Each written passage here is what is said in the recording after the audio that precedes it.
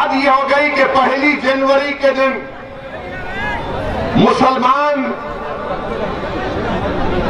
बच्चियां, लड़कियां, हमारी बेटियां, हमारी बहनें जो जर्नलिस्ट हैं, उनकी फोटो लगाकर उनका हर्राज किया गया। उनकी फोटो लगाकर ये तमाम के तमाम मुस्लिम लड़कियां एक से एक काबिल, पढ़ी लिखी है, शरीफ है, नेक है, सोमो सलात के भी पाबंद है, मगर जब वो सुबह जनवरी की 1 तारीख को उठकर देखती है तो पूरे सोशल मीडिया पर ये तमाम मुस्लिम महिलाओं की फोटो लगाकर कहा गया, ये लो, इसको खरीदो, ये बिकने के लिए तैयार है। बताओ जालिमों, क्या इसीलिए सरोजिनी नायडू ने इस मुल्क की आजादी में हिस्सा लिया था कि मुस्लिम लड़कियों की तुम तस्वीर लगाकर उनकी बोली लगाओगे, उनकी खरीदी की बोली लगाओगे? क्या वो किसी की बेटी नहीं है? क्या वो किसी की बहन नहीं है, किसी की बीवी नहीं है, किसी की मां नहीं है? अरे हद तो ये हो गई, हद तो ये हो गई कि वो जो बटालियन का बच्चा जो जेएनयू से गायब हो गया, उसकी 65 साल की मां की फोटो लगाकर ये जालिम बोल रहे हैं इसको बेचने तैयार है, खरीदो। नजीब की मां की तस्वीर लगाई गई। नरेंद्र मोदी, तुम झूठ बोलते हो, तुम मुस्लिम महिलाओं के दुश्मन नो, दोस्त नहीं हो तुम। अगर आप दोस्त हैं मोदी जी तो बोलिए इस पर। आपका मिनिस्टर बोला नहीं, मेरा प्रधानमंत्री बोलना चाहिए। नजीब की मां 65 साल की, आपने तो ट्रिपल तलाक में बड़ा बोला था क्या मुसलमान बेटियों के हकों की रक्षा होनी चाहिए कि नहीं होनी चाहिए? क्या मुसलमान माताओं बहनों को रक्षा मिलनी चाहिए कि नहीं मिलनी चाहिए? क्या मुसलमान बहनों को समानता का अधिकार मिलना चाहिए कि नहीं मिलना चाहिए? सुप्रीम कोर्ट ने हमें पूछा कि आप भारत सरकार क्या कहती है? हमने साफ साफ अपने शब्दों में कहा कि माताओं बहनों पर कोई अन्याय नहीं होना चाहिए, संप्रदाय के आधार पर भेदभाव नहीं होना चाहिए। हिंदुस्तान की कुछ पॉलिटिकल पार्टियां वोट बैंक के भूख में 21वीं सदी में मुस्लिम औरतों के साथ अन्याय करने पर तुले हुए हैं। ये कौन सा न्याय है? मेरी मुस्लिम बहनें, मेरी मुस्लिम बहनें, अब कहां गई वो मोहब्बत, बताओ आप। मुझे यकीन है कि शाम के 6 बजे से जितने मीडिया के लोग हैं असदुद्दीन ओवैसी की एक तकरीर के जुमले को पकड़ के बोलेंगे, आपने भारत के प्रधानमंत्री को दुश्मन कहा।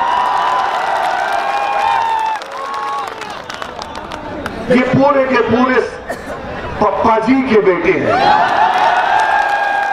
बात इसमें बहुत अच्छे भी हैं, मगर एक कोई पकड़ेंगे देखना।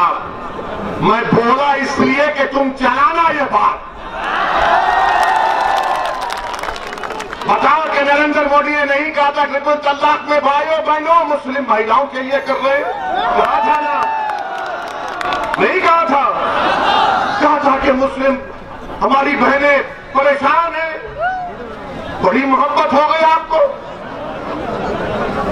बोले नहीं, महिलाओं को ऐसा बोल देते 3 बार, आपको मालूम ही नहीं। अब आप मोहब्बत कहां गई? बच्चियों का हर्राज हो रहा है। आपको मालूम उत्तर प्रदेश में एक मुस्लिम महिला बच्ची है, पायलट है, पायलट प्लेन चलाती है, उसकी फोटो डालकर कहा गया इसको खरीदो। क्या भारत के प्रधानमंत्री कब बोलेंगे? कब बोलेंगे भारत के प्रधानमंत्री? क्या तुम मुसलमानों के इन बच्चियों के प्रधानमंत्री नहीं हो?